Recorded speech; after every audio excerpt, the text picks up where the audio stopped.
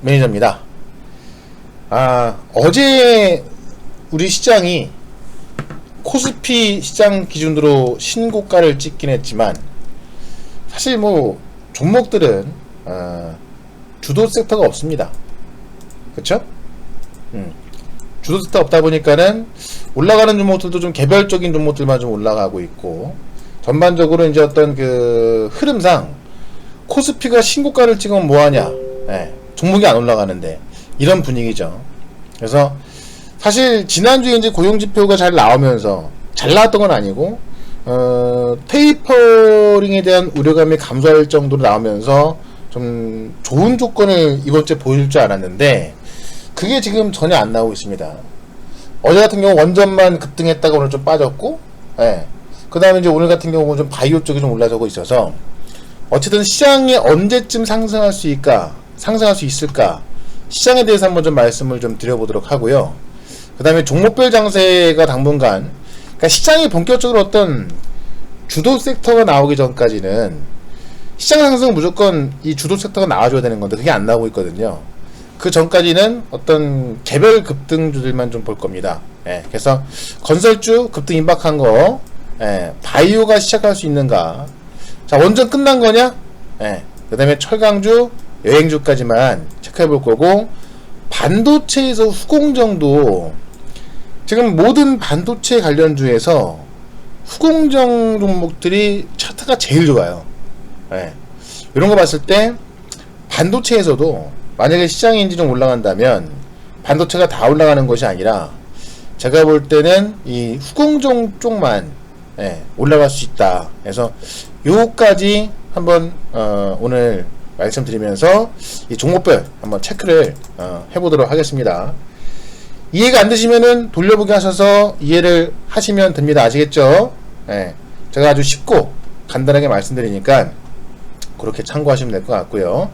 우리 VIP 회원님들은 제가 요 방송 끝나고 나서 또 문자 정리해서 보내드릴 거예요. 방송 못 보시더라도 문자로 정리해서 보내드릴 거니까 그 문자 받아보시고 참고하시면 되겠습니다. 우리 VIP 회원님들은요. 자, 일단 시장을 좀 보면은 시장을 좀 보자고요. 코스피가 어쨌든 어제 같은 경우 신고점을 찍었고, 오늘 같은 경우도 뭐 장중에 신고가를 찍었지만, 올라간 게 뭐가 있습니까? 최근에 자동차가 좀 올라가긴 해요. 그래서 최근에 보시면 뭐 현대차, 기아차, 뭐 현대모비스, 이런 애들이 주도주냐? 물론 얘들이 주도할 가능성이 있습니다. 자동차가 주도할 가능성이 있다. 그러니까 성장주가 주도할 가능성이 있는 거죠. 근데 어쨌든 아직까지 주도주라고 하기에는 뭔가 좀 많이 부족하고, 어떤 경기민감주가 가냐? 아니면 또 소비주가 가냐? 물론 소비주가 또 올라가긴 합니다만은 그것도 그렇게 많이 못 가죠. 그러니까 성장주도 IT도 안 가고요. 바이오 오늘부터 좀 움직이기 시작했습니다. 그래서 사실 제가 이제 지난주부터 고용지표 좀 보여드리면서 테이퍼링 우려감이 없어졌고 성장주가 올라갈 수 있는 조건이 되고 있다. 사실 그 조건은 여전히 같아요. 여전히 지금 환율이 어느 정도 좀 바닥을 만들고 있긴 한데 여전히 외국인이 매수하기 좋은 조건인 거고요. 그 다음에 이제 채권 금리 같은 경우도 제가 아까 우리 회원님들한테도 좀 보여드렸습니다만은 사실 뭐 테이퍼링 우려감이 있다고 하기엔 아직도 이 미국의 채권 금리, 이 장기 채권 금리는 상당히 낮은 구간에 있거든요. 장기 채권 금리는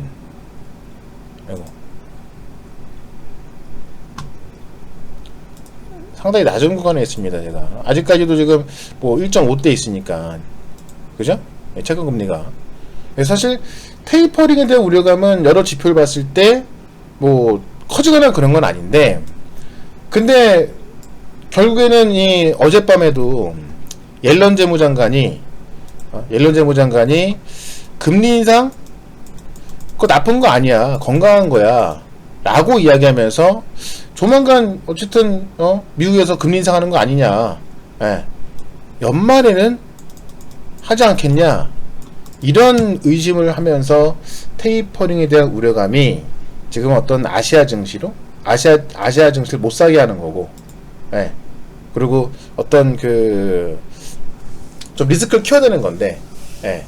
좀 어떻게 보면 하이리스크 하이리턴 아닙니까? 그래서 위험 자산 선호가 나와줘야 되는 건 그게 안 나오고 있다는 겁니다. 예. 그래서 지금 보시면은 미국 연준이 테이퍼링 준비 작업 초기 단계에 들어가고 있다. 연말 연초 시작 가능성이 있다라고 보고 있는 거예요. 예. 어제도 계속 아니라고 하지만은 또 파월 의장 같은 경우도 하게 되면 신호를 줄게라고 했지만 그 신호를 지금 미국의 옐런 재무장관이 주고 있는 걸 수도 있죠. 예, 재무장관이. 그래서 어쨌든 옐런 재무장관이 연준 의장을 했던 사람 아니에요. 그러니까 제가 볼 때는 계속해서 좀 때리는 거예요. 나중에 좀 익숙해지도록. 그러니까 원래 금리 인상이라는 것은 갑자기 야, 안 할 거야 하다가 갑자기 딱 해버리잖아요. 그 시장은 놀랍니다. 그러니까 지금 계속 할 수 있어라고 해서 때리는 거예요. 네. 앨런 재무장관이요. 그러니까 그런 모습 본다면은 이쪽에서 시장의 상승 힌트를 어디서 찾을 수가 있냐? 제가 이제 말하는 시장 언제 상승하냐라는 물으면은 뭐 내일이냐, 뭐 다음 주냐, 뭐 7월 달이냐, 이런 어떤 기간적인 문제로 접근할 수 있는 게 아니라 투심이 테이퍼링에도 자신감이 붙을 때 테이퍼링이라는 것이 풀어놨던 자산을 다시 회수하는 거기 때문에 잘 되세요. 테이퍼링, 이 양적 완화, 또 뭐 출구 전략 이런 것, 이 출구 전략 같은 경우는 뭐냐면 테이퍼링과 똑같은 말인데 풀어놨던 자산을 회수하는 거기 때문에요. 시장에 상당히 충격을 주는 겁니다. 그런데 거꾸로 생각해 보면은 풀어놨던 자산을 왜 회수를 해요? 시장이 건강해지고 있기 때문에, 시장이 잘 올라가고 있기 때문에, 경기가 좋아지고 있기 때문에 잡는 거거든요. 역시나 금리 인상도 너무나 좋아지는 경기를 좀 잡아주기 위해서 하는 거거든요. 그러니까 이거는 어떻게 해석하면 호재가 되는 거고 어떻게 해석하면은 악재가 되는 거예요. 예. 그래서 테이퍼링에 대한 자신감은 뭐냐면, 금리 인상한다? 와, 얼마나 자신감이 있으면 금리 인상을 할까 하고 시장이 올라갑니다. 예. 이런 게 나와줘야 본격적인 상승이 나와주는 거예요. 그러니까 투심이 좀 바뀌어야 된다는 거. 그래서 그런 투심이 좋아지기 위해서 옐런 재무장관이 시장에다가 길을 들이고 있다. 야, 조금씩 할 거야. 금리 인상 조금씩 할 거야. 너네 생각하고 있어라. 지금은 아니야. 라고 하면서 뭐 약간 아리송한 말로서 이제 좀 하고 있는 거죠. 그래서 당장은 아니지만 곧 할 것이다. 그래서 일단은 시장은 어쨌든 그래서 연말쯤에는 테이퍼링을 시작할 수 있다. 예, 이런 것을 갖고 있는 겁니다. 고용지표가 뭐 잘 안 나왔음에도 불구하고 결국에는 이제 고용지표가 좋아질 거 아니겠습니까? 왜냐면 이제 6월달까지 나가던 그 실업급여도 끊길 것이고요.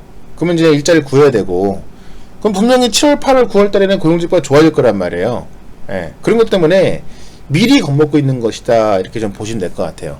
아시겠죠? 그래서 제가 볼 때는 이 투심을 봤을 때, 자, 6월 제하면은 제가 좀 중장기적으로 말씀드려볼게요. 6월 제하면 7월이에요. 그죠? 7월 뭐예요? 여름 시작입니다. 여름 시작. 8월 피크입니다. 피크. 9월부터 가을이에요. 그죠? 그럼 7월 중순쯤 되면은 또 애널리스트 휴가하고 막 그래서 수급이 좀 작아집니다. 결국에는 이 8월까지는 시장이 뭐 많이 올라가지도 않고 빠지지도 않는, 예, 이런 좀 뜨뜻미지근한 장세가 될 수 있다. 예, 그래서 종목별 장세가 나올 수 있다라는 것을 말씀을 드리는 겁니다. 아시겠죠? 물론 시장이 올라갈 수 있습니다. 예, 근데 이게 테이퍼링 우려감이 없어져야 되는 건데요. 그런 조건이 충분함에도 불구하고 외국인 매도가 나오고 있다는 것, 많이 매도하고 있지만 많이 매도하고 있는 건 아닙니다만 어쨌든 사고 있지 않잖아요. 이틀 동안. 예. 그런 거 봤을 때 시장은 답보 상태를 가면서 종목별 장세가 나올 수 있다. 예. 종목별 장세는 또 몇 종목이 안 올라갑니다.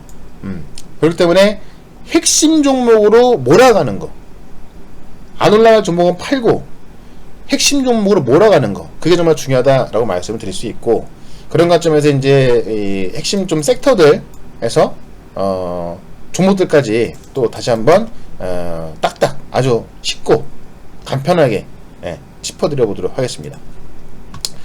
자, 일단은 오늘 같은 경우 이제 HMM 이런 것들이 또 올라가고 있는데, 오늘 많이 나온 게 뭐예요?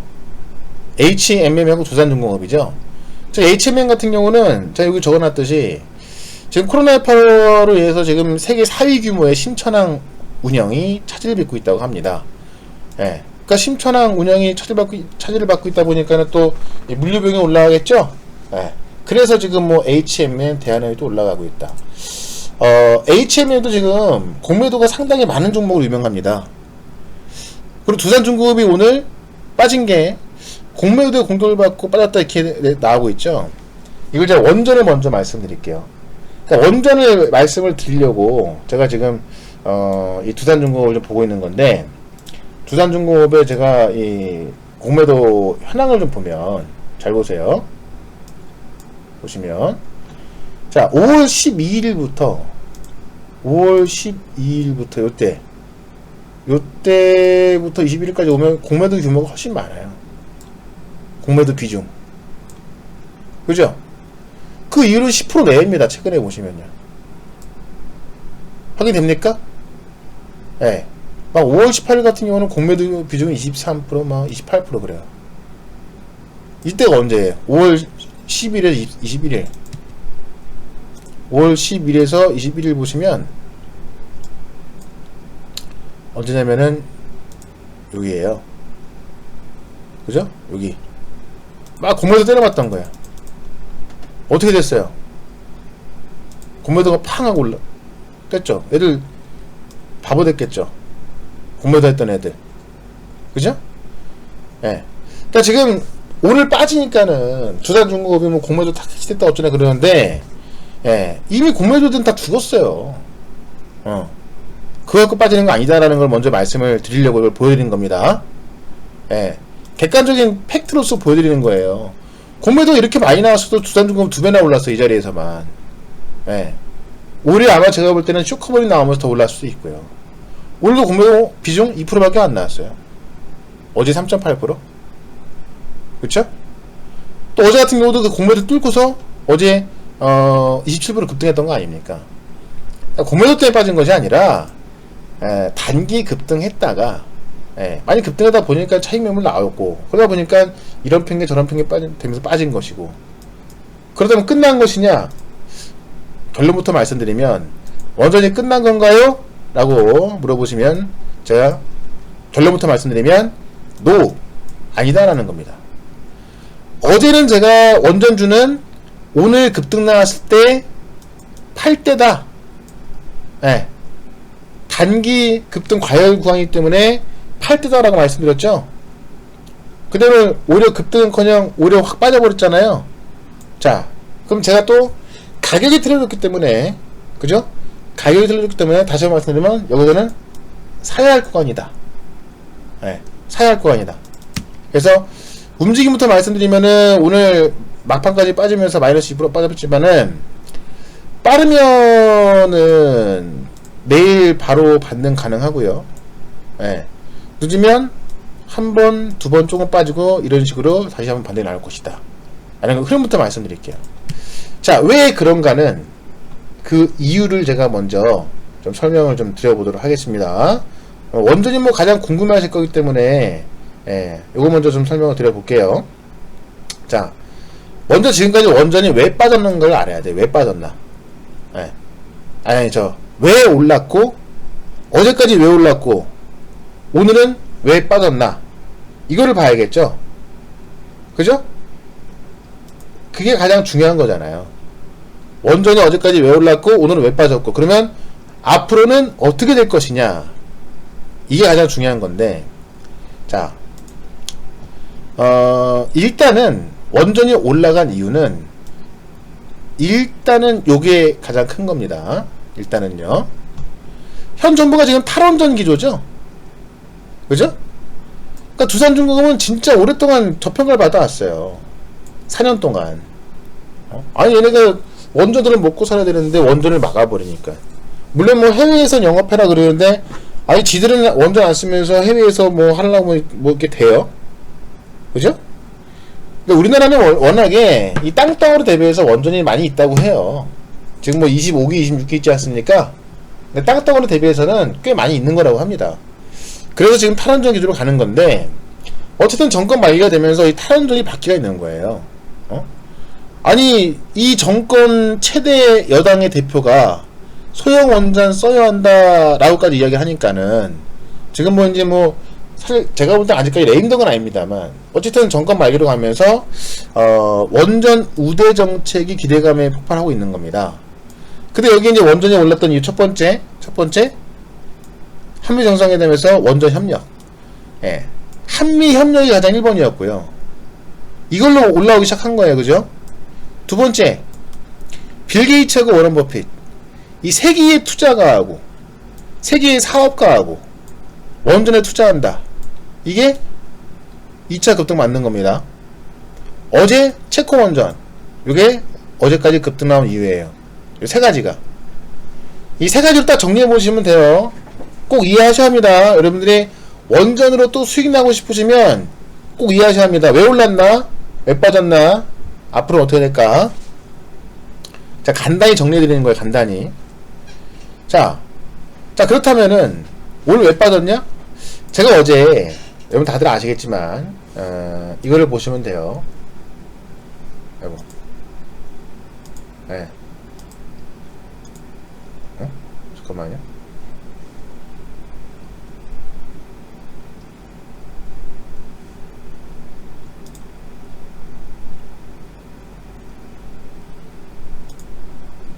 네. 유튜브가 지금 안 나가죠?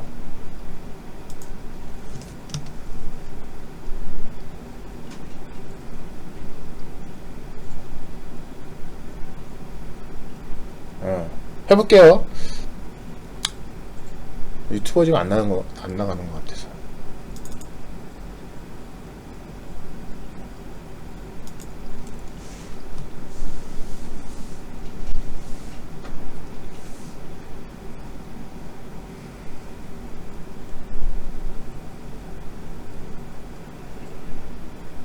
예, 되고 있네요. 자, 그래서 이 세 가지 이유로 올라왔던 건데 어제 제가 말씀드렸던 게 이 체코 원전 팩트 체크한다 그랬잖아요. 그래서 제가 어제 뭘 보여드렸냐면은 체코 원전 팩트 체크해가지고 어디 갔냐? 예, 어제 이거를 보여드렸어요. 그죠?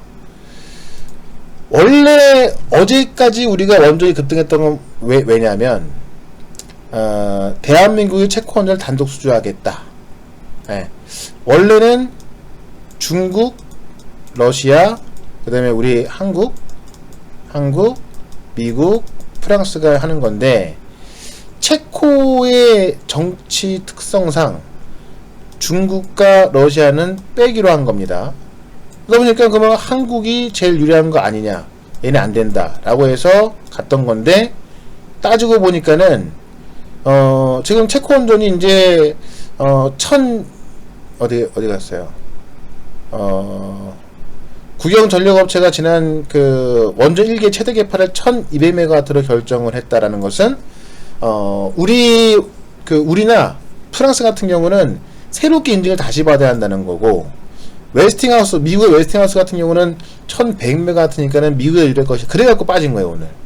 그리고 체코 원전 같은 경우 어쨌든 현 정권도 우리처럼 내년에 바뀔 수 있거든요.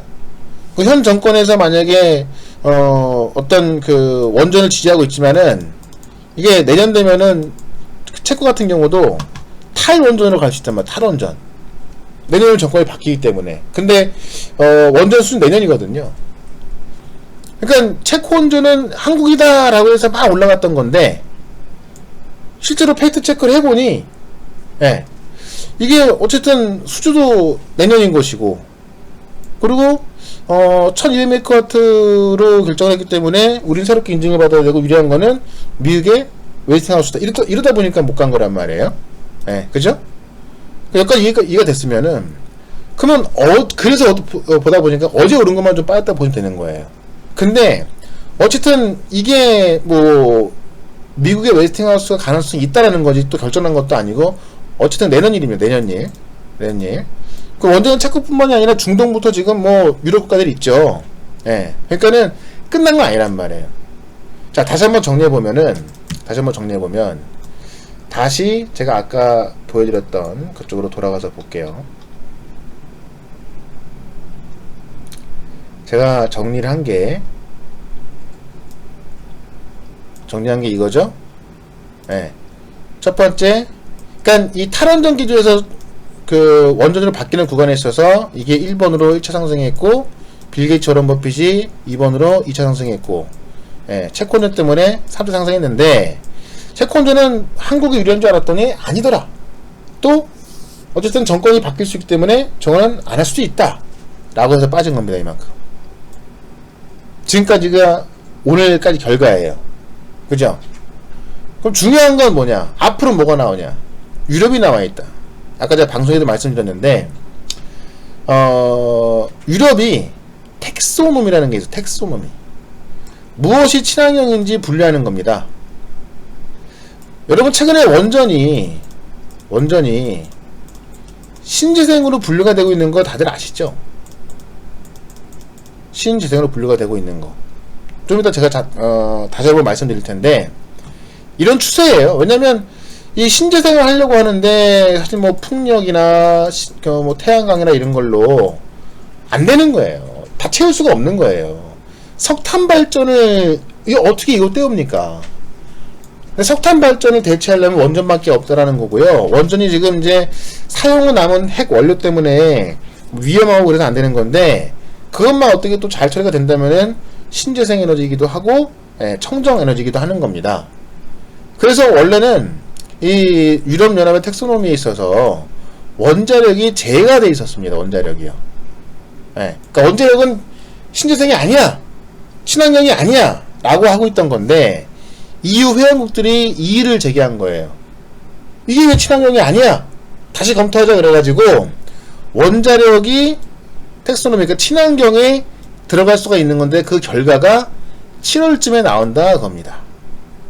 그럼 이게 남아있는 재료예요. 이게 남아있는 재료다. 그죠? 그러니까 당초 초안에서는 원자력이 제외됐었는데, 예, 최종 결과가 7월달에 나온다. 그러니까 녹색산업 분류체계라고 해서 여기에 원자력이 제외가 됐던 거예요. 근데 이게 원래 있던 게 아니라 지금 막 만들고 있는 건데, 예? 근데 이걸 EU 회원국들이 왜 원자력이 안 들어가냐 그래갖고 다시 지금 이야기를 하고 있는 겁니다. 그러면 자, 다시 예를 들면 전기차도 중국 시장에서 중국이 돈으로 키워낸 거고, 이게 지금의 작년부터 올라갔던 것은 EU 유럽에서 전기차 시장을 키웠기 때문에 올라간 거고, 다시 이게 미국 시장이 이제 이제 트럼프에서 바이든으로 바뀌니까는 미국 시장에서 전기차 시장이 커지면서 가는 거 아닙니까? 근데 원전이 이제는 EU 시장에서 커질 수가 있는 거고요. 여기서 이제 이 텍소노미로 인해서 원전이 친환경으로 구분된다면 이 원전 기업들한테는 엄청난 기회가 생기는 거예요. 엄청난 기회가. 근데 어떻게 될지는 7월달에 나오겠지만은 그때까지는 그 기대감에 또 올라갈 수 있다는 거죠. 그러니까 끝난 게 아니란 말이에요. 결과론적으로는. 그죠? 결과론적으로는 끝난 게 아니다. 결과론적으로는. 무슨 말인지 아시겠습니까? 그래서 오늘 이제 문승우 산업부 장관이 한 이야기를 또 보면 이걸 또 보도록 하자고요. 문승우 산업부 장관이 한 이야기를 오늘 나온 건데, 아까 우리 VIP 회원님들도 못 보여드린 거예요. 이게 보면은 지금 스마트 원전 개발 예타 추진해 가지고요, 올 가을에 한국형 스마트 원전이 ISMR, 이게 지금 소형 모듈 원전이 지금 유행인 겁니다. 이 기술을 지금 두산이 갖고 있는 거고요. 그래서 전 세계에서 이거를 하려고 해요. 이거를 전 세계에서. 예. 근데 실제로 이거를 할 수 있는 기업은 몇 개 없는데 또 그 중에 하나가 두산중공업이에요. 그 중에 하나가. 자, SMR이란 원자로와 증기 발생기 등을 하나의 용기에 담은 규모가 300메가와트. 예, 작은 거다 그거예요. 예, 소형 규모 원전이다 그겁니다. 그래서 더욱더 안전하고 에너지 효율도 좋다고 합니다. 지금까지는 경제성 문제로 상용화가 이루어지지 않았으나 세계적으로 탄소 중립이라는 공동의 목표가 생기면서 부상하고 있다. 석탄 화력 발전소를 대체할 수 있는 사실상 유일한 청정 에너지원으로 평가받고 있다. 지금 태양광이나 풍력은 석탄 발전을 대체할 수 없잖아요. 규모가 아무리 뭐 많이 만들어도 그만큼 안 만들어지니까. 그래서 한국과 미국이 SMR 분야에서 어떻게 협력할 것인지에 대해서는 아직 구체적 방향이 결정되지 않았지만은 그걸 협력하고 있다는 이야기고요. 네. 이 빌 게이츠하고 워런 버핏도 여기에 투자하는 거예요. 빌 게이츠하고 워런 버핏도 이거를 갖고 있는 전 세계적으로 하고 있지만은 실제 할 수 있는 기업 몇 개 없고 그 중에 하나 두산중공업이란 거예요. 엄청난 거 아닙니까? 그죠? 그러니까 이런 거 봤을 때 오히려 원전은 급락 나왔을 때 매수하는 게 맞다라는 겁니다. 네. 오히려 급락이 나왔을 때 잠깐만요. 유튜브로 좀 안 나가는 것 같아. 제가 다 따로 올려드릴게요. 자, 그래서 원전 쪽은 오히려 이제 좀 빠졌을 때 매수를 좀 해두신다면은 조만간 또 한번 급락이 나올 거다라는 것을 설명드리는 거고요. 지금 이거 관련해서 원전에 대해서 이해가 됐다 7번, 안 됐다 2번 눌러볼게요. 네. 원전 관련해서 이해가 됐다 7번, 안 됐다 2번 눌러보겠습니다. 유튜브에 계신 분들도 한번 눌러볼게요. 지금 이게 송출이 잘 되는지 안 되는지 보는 거니까. 제가 지금까지 원전이 올라왔던 이유, 그리고 오늘 왜 빠졌는가, 그리고 앞으로 남아있는 거에 대해서 설명을 드린 겁니다. 아시겠죠? 앞으로 남아있는 거에 대해서 설명을 드린 거예요. 자, 그러나서 그러면 일단은 이제 원전에 대해서는 제가 설명을 다 했고요. 그 다음에 후공정.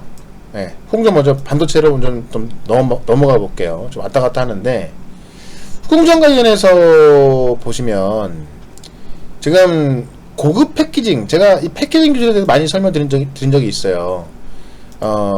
지금 이제 반도체를 보시면 전공정하고 후공정으로 나눌 수가 있는데, 전공정은 반도체를 그냥 미세화 시키는 거예요, 진짜. 말 그대로 이제 웨이퍼를 만드는데 더욱더 작게, 이만하게 만들었다면 점점 작게 만드는 거고, 더욱더 이제 성능 좋게 만드는 건데, 사실 그 작게 만든다는 거에 한계가 있잖아요. 그죠? 그러면 반도체는 더 이상 좋아질 수 없는 건가요? 그게 아니라 그 더 이상 작게 만드는 거에 대해서 한계가 있다 보니까는 이거를 패키징을 통해서 어떻게 더 묶고 잘 포장을 해가지고요, 더 좋은 성능을 또 만들 수 있는 게 패키징이에요. 과거에는 그냥 뭐 포장이 다였다면 지금 어떻게 또 이 여러 개의 반도체를 묶어갖고 더 효율적인 능력을 키울 수 있게끔 하는 게 패키징이거든요.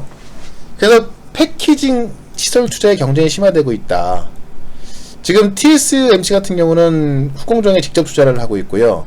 인텔, 지금 OS8 같은 경우도 직접 투자하고 있다. 그래서 TSMC가 40%, 기타 업체 인텔 포함 14%, 대만의 ASE가 후공정 1등이에요. 여기가 또 29%, 미국의 엠코 테크놀로지가 10%, 중국의 JCET가 7%. 그래서 후공정 쪽에서 엄청난 투자가 들어가고 있다는 거고요. 후공정 쪽에서는 제가 분명히 하나마이크론 말씀드렸죠. 하나마이크론. 그리고 아까도 말씀드렸지만은 이 하나마이크론을 포함해서 후공정 기업의 차트가 제일 좋다. 반도체가 가기 시작한다면은 후공정이 제일 먼저 갈 것이다 라는 걸 말씀드리는 거고요.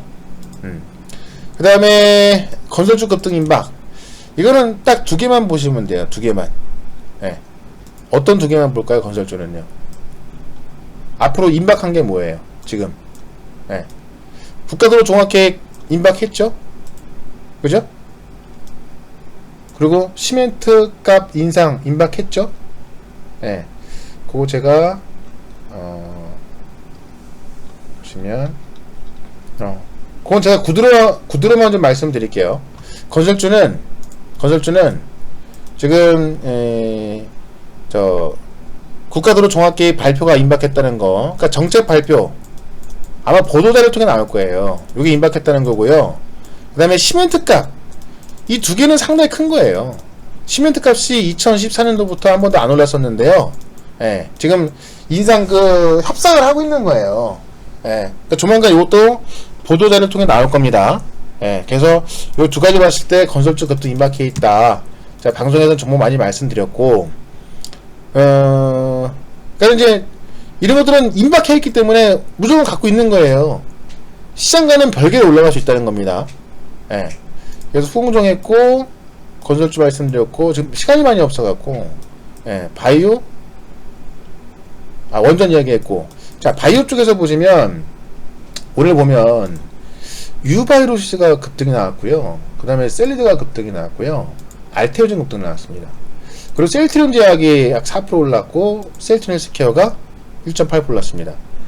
오늘 코스닥 지수가 그나마 이 0.03% 상승 유지한 게 이런 애들 올라서 했던 거고, 얘들이 이렇게 올랐음에도 불구하고 셀트리온 헬스케어가 이렇게 올랐음에도 불구하고 지수가 보합이었다는 것은 그만큼 이상한 IT 종목들, 이상하진 않지만 수급이 좀 약한 종목들은 빠졌다는 겁니다. 그래서 수급이 확실히 바뀌고 있는 게 느껴지고 있고, 특히나 지금 제가 하나 좀 말씀드리고 싶은 건 뭐냐면은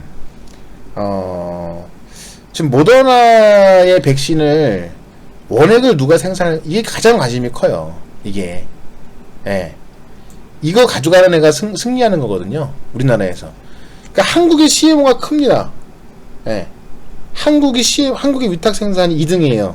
미국 다음 2등입니다. 예, 근데 진짜 알짜배기 누가 가져가냐. 그래서 삼성바이오로직스가 어차피 이제 지금 뭐예요? 모더나의 이제 백신 충진 포장 단계에 완전 의약품 공정을 맡았기 때문에 삼성바이오가 가져갈 거라는 추측이 있고, 또 어쨌든 지금 얘네 같은 경우는 이미 기술이전 받고 있다라는 얘기까지 나왔죠. 근데 그 기술이전은 요거 완전 의약품 기술이전 받는 건데 아직까지 확정된 것 같지는 않아요. 예. 그래서 어쨌든 기술력이 제일 좋다라는 거. 그래서 삼성바이오 지금 화이자 큐어백까지도 백신원의 생산 가능성이 있다는 게 나오고 있고요. 첫 번째가 1번이고, 그 다음에 ST판 같은 경우도 생산 여력을 갖추고 있다. 계속 얘기 나오고 있는 겁니다. 실제로 지질나노 입자 기술을 보유한 기업은 ST밖에 없다라고 말씀드렸죠. 예, 아직까지 삼성바이오도 안 갖고 있어요, 이거는요. 예, 그래서 얘네가 지금 8월달에 mRNA 공장을 완공했으며 추가 증설이 완료가 되면은 연간 최대 240만 도스의 원료를 생산할 수 있을 전망이다. 예. 연간 1억 2천만 도스 규모의 설비 증설도 검토하고 있다라고 해서 ST팜. 두 번째는 한미약품 많이 말씀드렸죠. 정확히 말하면 한미약품보다는 한미사이언스에서 하는 게 맞습니다. 얘들도 지금 생산할 수 있는 선비를 갖춘 데다가 생산 여력도 충분하다. 공장이 비어있어요. 공장이. 예. 그래서 요 세 개까지 보시면 되고, 그 다음에 백신 관련해서 EID, 예, 오늘 종가에 매수하면 되는 겁니다.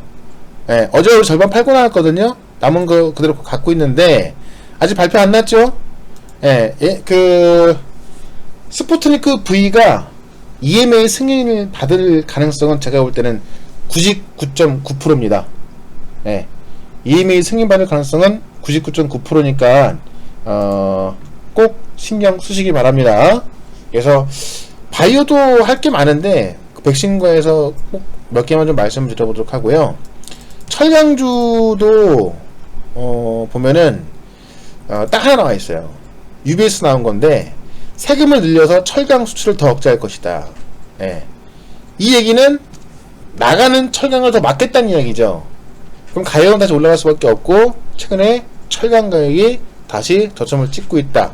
예. 그래서 인플레 관련주도 좀 봐야 한다는 거. 그다음 토스뱅크 내일 인가되죠. 예. 그래서 여기서는 뭘 봐야 되냐?